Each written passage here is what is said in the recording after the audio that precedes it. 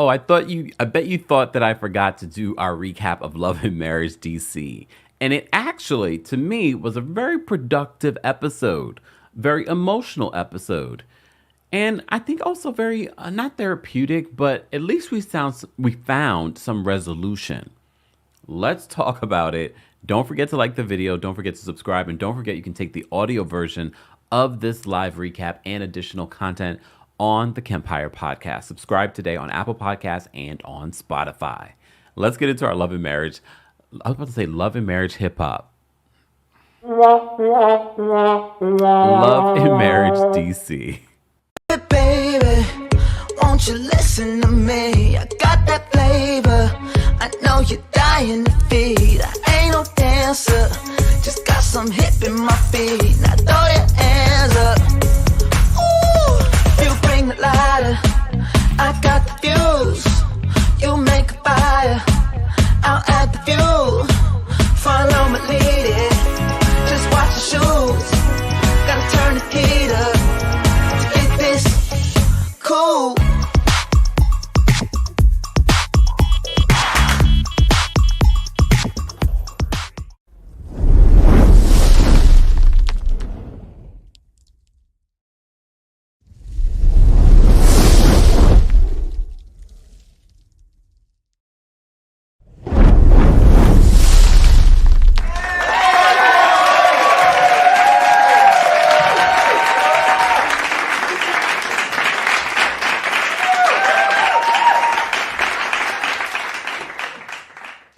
Welcome back to the channel, guys. As always, don't forget to like the video, don't forget to subscribe, and don't forget to share, and don't forget to check out our sponsor. Today's live sponsor is from our friends over at Rose Forever. If you are looking for roses that will last you at least a year, and they're affordable, and I got you a discount code, yes, of course, you can get $40 off with the discount code Kempire40. Plus, if you want free worldwide shipping, use the discount code Kempire. More information on how you can get a whole assortment. They have candles now. They have hydrangeas.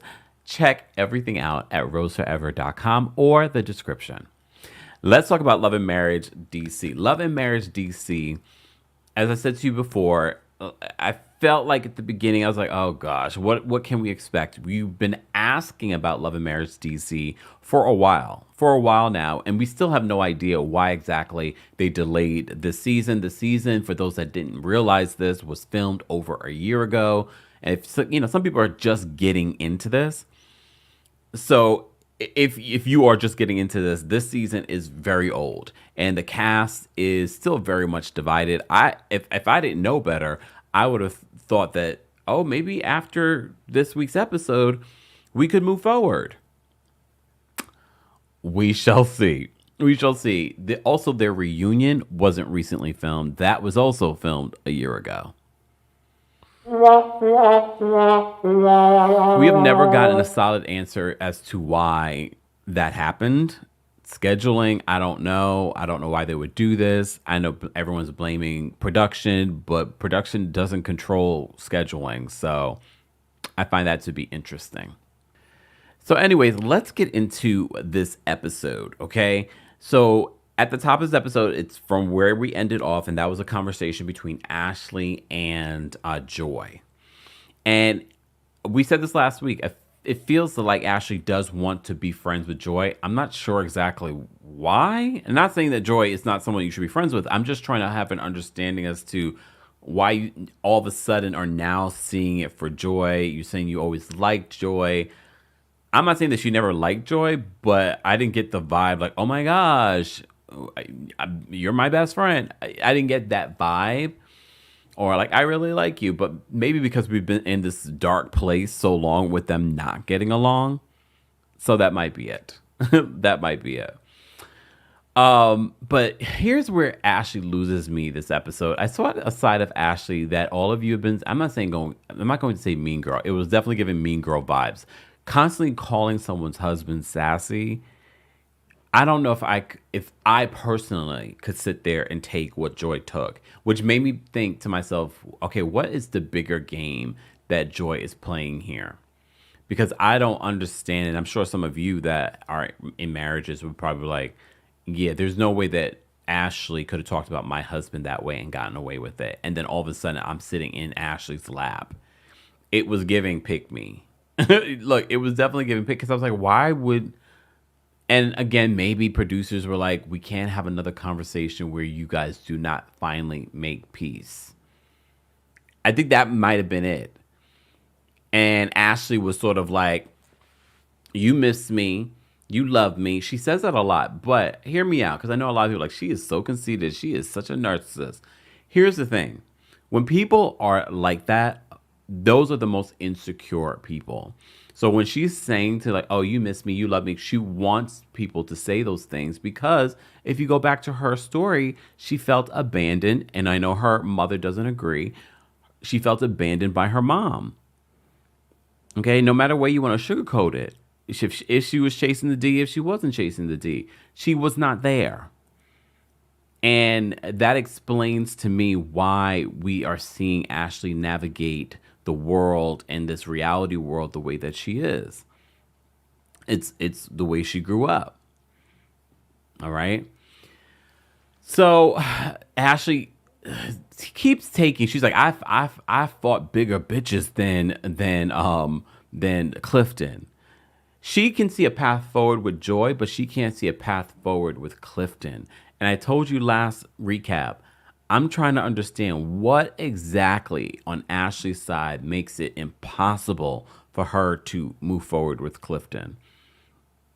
Yes, Clifton makes his gripes and things like that. And some of you might still call him sassy. I already told you my feelings on calling a man sassy. And I just don't know if I could sit there like Joy and take every snarky remark that Ashley was making about Clifton. She was calling him sassy. She was saying, what else she say about him? Oh my goodness. I'm trying to remember like all the things she called. Oh, I wrote it down. She called him sassy. She even claimed that he leaned in on top of her. Like her language, I'm going to say this because it was giving Giselle, adding more sauce to a situation. That moment was giving very much Giselle. Ashley. Okay. Joy says that Clifton doesn't like Ashley since the single moms event. And I completely forgot about that event. I'm glad they flashed back to it. And we were like, oh, so Clifton didn't like the snarky remark that Ashley made about you. And a lot of you agreed with Ashley. You are not a mom. And you're not single, so why are you talking at a single mom's event? We all said that. We were like, huh? But she did the event. She said it went gloriously, whatever. But Joy tells Ashley that's where their issues, Clifton and Ashley's issues started. So I guess basically he's been holding a grudge since then. Okay. But Ashley says that Joy is the one who says, if you don't like my spouse, I don't think that we can have a friendship. So Ashley's taking lead from that and feels like that's where they are. So she doesn't see a path forward. And I know what some of you are going to say. Now Ashley is being the Giselle again. She's being the Giselle again by not wanting to move forward, finding every excuse in the book not to move forward. That's what it was giving to me. It feels like, no, you don't find it impossible to get along with Clifton. There's a reason, or maybe you're trying to ice them out, but now you're going to use Clifton as that icing out point. Maybe. I don't know about 100%. Well, speaking of Ashley, we move on into the scene where Ashley has her book signing. As you know, she has a book out. She's working on the audio version. None of her friends have even read the book. They're waiting for the audio version. I don't remember the scientific study on actually reading a book versus an audio version. There are quite a few benefits of, reading a book versus listening to a book. Just saying. But what Black said during the episode, you don't want a Black person to know something, put it in a book. I was like, really? They say that? I don't like that that stigma on my people, because there's plenty of people that are in the community that like to read books, right? Oprah started a whole book club. I know what you're saying, but how many Black people are in it? Oprah. I like to read books. Just saying. Matter of fact, I need to go read one. Anyways, so Ashley holds this event and she asks questions about her functioning depression and the things that she learned in it. She has a conversation with her sister and she talks, mom had no problem with what was in the book. But she had no problem with what was in the book because she didn't read the book. We find out later. What she had the problem with Ashley and stopped talking to Ashley is when that episode she was on aired. And I'm sure it was social media. I'm sure it was friends making comments and saying all kinds of things about her and how she is a mother. But apparently Ashley's been able to find a way to move on from it. Yes, she didn't like it and it's still part of her story and she wanted to tell it, but all right. So Ashley's mom did not show up to the book event, but that wouldn't be a place to show up. They needed to have a conversation before actually filming with each other. You know what I mean? Like they need to heal some of the stuff that they've been going through before jumping into a book event where there are not just the cast, but the public coming there. We also find out that Arena's adding to her wig line. Winter makes a really funny comment about, she's like, I need help with wigs. She's like, you do, but you wear wigs. And then we're looking at this wig that Winter's wearing. And I'm like, yeah, she needs help. She definitely needs help. And y'all can see it. It's on her head. This is a perfect example. Even though I will say the preview for next week's episode, Winter looks amazing. And I love her confessional look. She actually has some of the best confessional looks of the women, to be honest with you. She has some of the best. Anyways, so Winter's still around and so is Yusha. Only for us to know that they're no longer in a relationship. All right, so Ashley tells the group about her combo with Joy and saying that she doesn't really see her moving forward necessarily with Clifton. And this is where we find out DJ Quick says that he has no desire to have a combo with Clifton. But when you saw Clifton, he was like, yeah, we need to have a combo. I really do think that you're giving us the Napoleon complex. I know you're a little man, and that might be part of the reason why you got to always puff out your chest. But I don't see why you can't have a conversation with him. But you know what Clifton said in this episode? He says that, Ashley might have a beard because she wears the pants in that relationship. See, I probably would feel differently about Clifton saying these things if I didn't just know he's being called sassy at the top of the episode. Right? Right. Anyways. So Quick has no desire to have a conversation with Clifton. And you see in the confessionals Ashley's face. Did you look at Ashley's face in the confessional? Okay. I was like, he might be right. Clifton might be right. She just seemed very happy that he was saying what he was saying. But, whatever.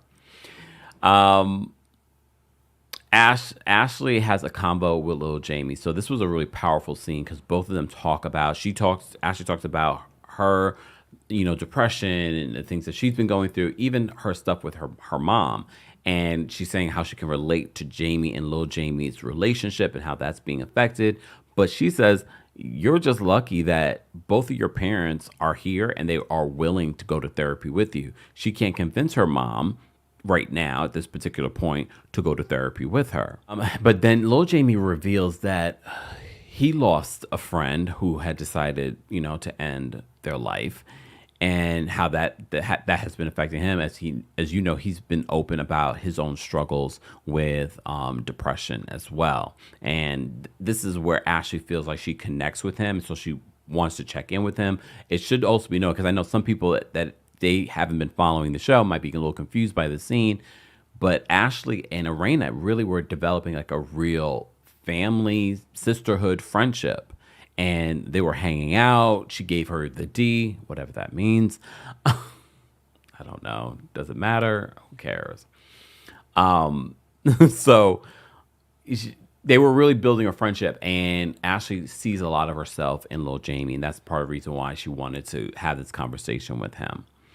And this is when we knew that Ashley had tried to take her life at some point before. But she gives us a timeline. She says 6 years. I'm thinking by now it's probably like 7 years based off the episode, aging the way that it is. But she also has another moment, very much like in the moment with Joy, where she says to little Jamie, she's like, I know I'm a great person to talk to, and I know a lot of people are gonna be like, she is so freaking conceited. She's such a narcissist. Well, that could be true, but I think again, people that say these types of things want to hear from people. They need validation because they have not been validated by the first people that are supposed to validate you, your parents.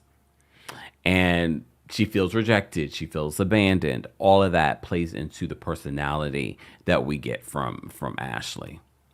And then I told you, I feel like we have a few moments during this episode that reminds me of Giselle. So maybe that is a similar situation happening over at the Real Housewives of Potomac.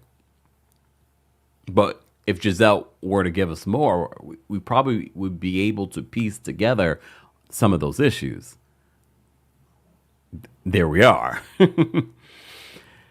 This is not therapy, but I thought this was a great conversation, and I'm glad that OWN posted and production posted the, get help hotline for those that might be having similar thoughts or similar struggles. All right. Carmen, Clifton, and Joy meet about this beard oil. As you know, we've been talking about this beard oil. Is it even out, Clifton? Is it out? Maybe it is. I don't know the beard oil industry and if it's a big moneymaker. But the amount of time and effort, what does Clifton do outside of being on this game show? I'm playing. I just want to play with y'all. On being on Ready to Love and in Love and Marriage DC. Like, what's his profession? Please tell me there is a profession. Because my thing, if you're going to be on Ready to Love, you should be like The Bachelor. Like, you should have like a career. And I'm sure he does. But all we talked about this season is his beard oil. Again, that could be editing. That could be production being shady. Like, yeah, he got nothing else going on but this beard oil.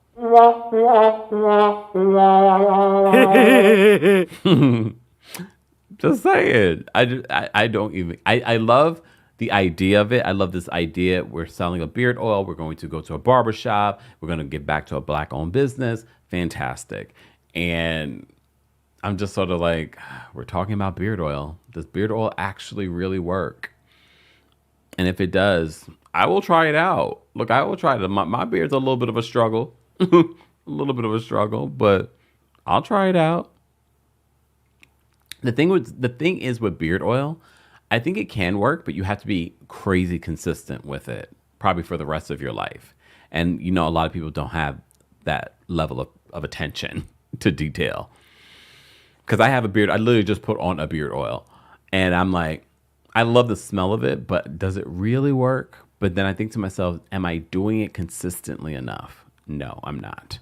I'll tell you. So I like the idea of this event. Carmen is there. This is the infamous throuple. And we see in the preview for next week, the throuple will be addressed. Carmen comes at Ashley about it, but only for Ashley and Winter to bring Carmen onto their YouTube channel. And it seems like Clifton and Joy are no longer interested in being in the throuple. They're not really in the throuple, y'all. They're not really in a throuple. All right. Here's the thing. This was an interesting last part of this scene because Joy says, although Clifton has decided not to invite Ashley and Quick to his event because he's like, this is business. I don't need any drama there. Joy did extend an invitation to Ashley to her birthday party. Clifton makes an interesting comment because he's like, I couldn't invite someone that didn't like my wife to my birthday party.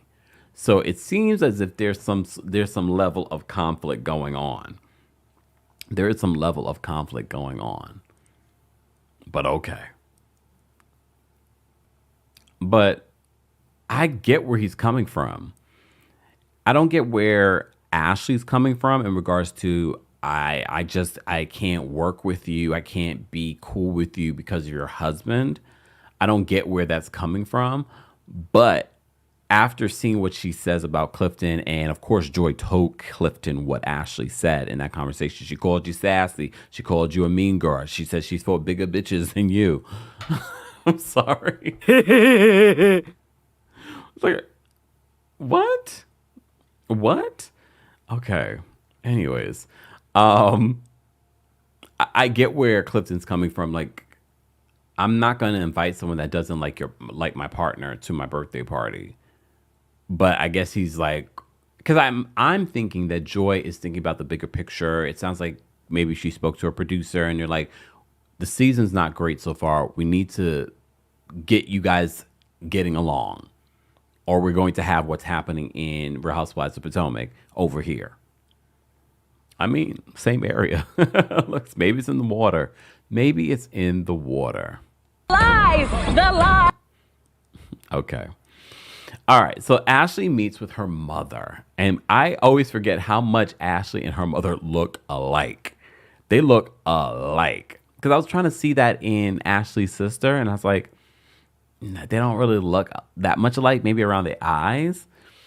But when I see Ashley and her mother together, I'm like, and they look like the spitting image of each other. Wow, that is her doppelganger. And of course, that's who she has the most issues with. It's probably more than just looks that they're alike. All right. So it's clear because Ashley says, first of all, we find out her mom has not read the book. So what exactly is she mad about? She's more mad about social media and their reaction to after the episode aired. If social media, or she wasn't on social media, her mom probably wouldn't have the same reaction. She has not talked to Ashley. And we find out her mom is not well, like health wise. Like all this time wasted when you don't know how long you're going to be with that person. I'm glad in the scene it feels like we made progress because I mean, I know you're probably thinking, well, she's only going to go to therapy because she bribed her with a trip to Jamaica. Well, look, I think she was open to it. She really did show real heartfelt emotion. She's like, I love you. You're my baby. I believe that. And sometimes people get into their feelings and time goes by. And then when you're ready to talk to that person, you feel like time has gone on for too long and you don't want to reach out to that person. And I'm sure if I'm speaking to you, this might be your sign to reach out to that person. But I thought this was a good conversation. It had its ups and its downs. It had its comedic moments because as I was watching this episode, I was like, this is a heavy episode. And yes, every once in a while we need to have heavy episodes, but it's been a heavy season. We only had like a couple of moments in one hand that we can count that was fun to watch this season. And I believe that was last week's episode. Just saying.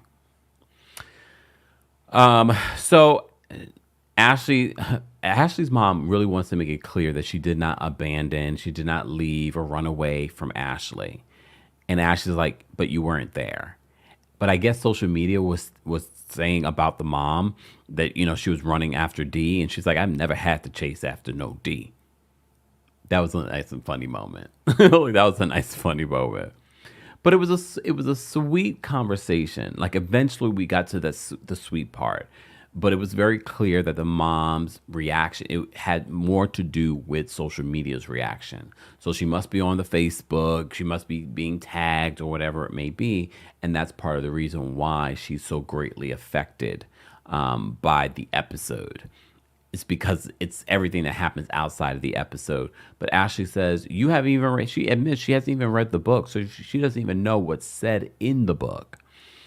What plays out on the show is not going to give you the full scope or context to what's said in the book. But none of those people read the book. Everyone's waiting on the audio. I don't know. Here's the thing, and I guess Ashley's probably interfering. She's like, no one has read my book. Not one person has decided to actually read the book. Is it normal for the audio version? I guess maybe I'm so used to audio versions being available as soon as another book comes out. Is it normal for such a long period of time in between books? Because everybody's waiting on the audiobook. And how do they track the sales of? I guess you track a sale of the audiobook. Because I was thinking about streaming it, but yeah, you have to buy buy the book. So, well, look, Ashley, is the audio version out yet? Because if it's out, then we can tell everyone go read that ish. Anyways, Was there anything else? I thought it was a good episode. It was a heavy episode, but I thought it was a good episode. I'm going to give it a 7.5. I thought it was a good episode, but we're also almost at the end. I think next week is the season finale, right? I hope so. I've been telling you it's 10 episodes, or it's next week the reunion. No, next week there's another episode. I just saw the preview. So, guys, how are you feeling about the season of Love and Marriage DC? How are you feeling about this week's past episode? What stood out to you? What was important to you? What was not important to you? What are you looking forward to? Do you see this cast moving forward? It seems as if Joy, more than anyone, is willing. But Ashley, you're becoming unlikable. Look, at least in this episode, I was just like, you're not trying to move forward, and that's giving very much Giselle, and that is a problem over at the Real Housewives of Potomac. That is a problem. And right now, before I felt like it was you and Joy, now it feels like it's just you holding on to something. Oh, I don't like your husband. So next week, we shall see at the birthday party how this will all play out and if they can move forward as a group. If they can move forward as a group, I would want to see in season 4 what that would look like. Maybe we can have a little bit more fun. But this season, y'all waited. First of all, you waited too long to put it out. It's a year old. No one's getting along. People could have been through their feelings already. I'm like, all right, a new season. I don't even think they even started filming yet for a new season. We don't know if they've been renewed for a 4th season. Well, look, I know they're filming Love and Marriage Huntsville right now. I'm looking forward to recapping that for now. And I don't know why, because I don't know what's been going on over there. Do you? Guys, as always, thank you so much for being here for our Love and Marriage DC recap. Don't forget, you can take the audio version on the go. More information on our podcast, Kempire, on Apple Podcasts and on Spotify, and the Kempire After Dark live tour. We're coming to Boston in May. We're coming to Nashville and Atlanta in July.